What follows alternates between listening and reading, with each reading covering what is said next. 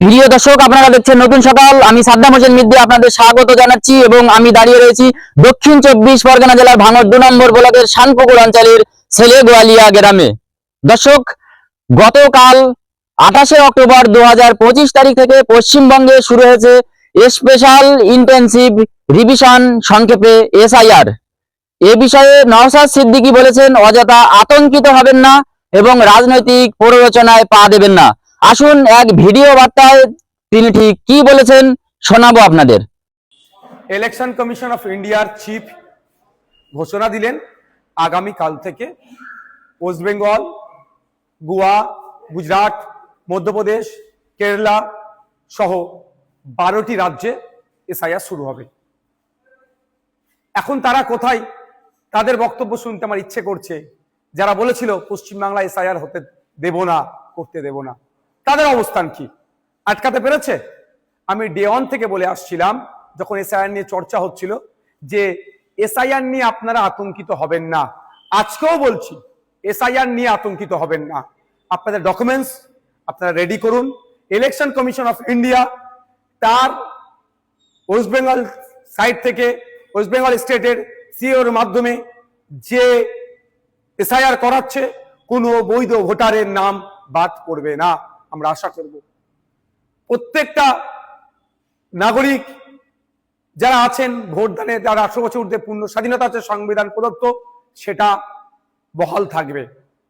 এখন প্রশ্ন হচ্ছে, যারা বলেছিল SIR করতে দেব না, তাদের সরকার প্রায় 90,000 অফিসার ECI কে দিচ্ছে দ্রুততার সাথে SIR করার জন্য।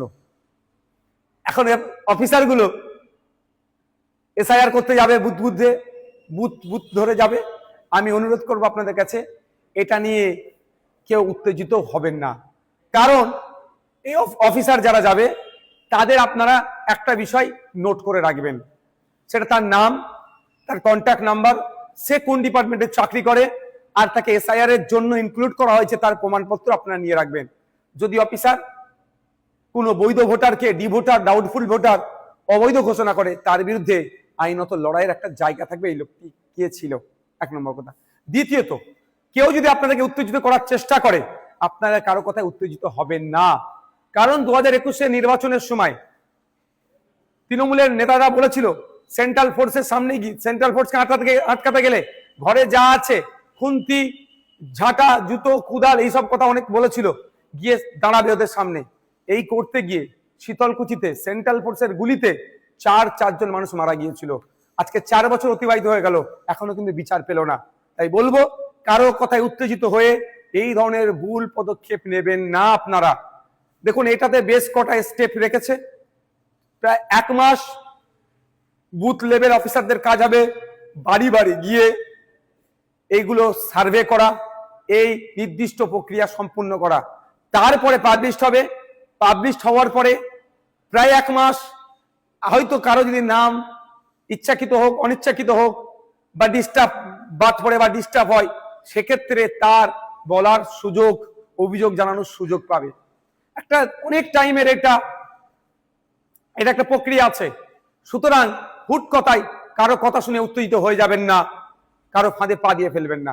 এবার আমি উদাহরণস্বরূপ বলছি, আমার বাড়ি জাঙ্গিপাড়া বিধানসভার ফুরফুরা শরীফ অঞ্চলের 90 নম্বর বুথে, আর আমি চিৎকার করছি, আপনার বাঁকুড়াতে অমুক বুথে নাম বাদ পড়েছে, বীরভূমে অমুক বুথের নাম বাদ পড়েছে।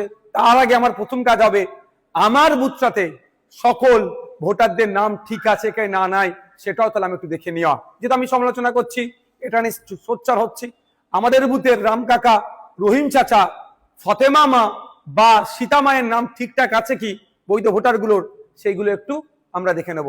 যখন বুথ হয়ে যাবে, অঞ্চল দেখব সবার ঠিক আছে নাকি। অঞ্চল হয়ে গেলে বিধানসভা, বিধানসভা হলে জেলা, জেলার পরে রাজ্য। সুতরাং আমার বলার এটাই বক্তব্য, কারো কথায় উত্তেজিত হবেন না। উত্তেজিত তারাই করতে চাইছে যারা রাজনৈতিক কারবারিরা।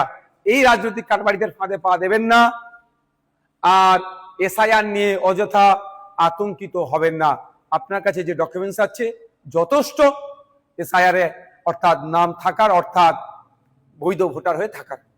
তারপরেও বলে দিচ্ছি আপনাদের, আমরা ইন্ডিয়ান সেকুলার ফ্রন্টের পক্ষ থেকে হেল্প ডেস্ক আমরা করছি, এবং ভাঙড়ের জন্য স্পেশাল হেল্প ডেস্ক আমি করব।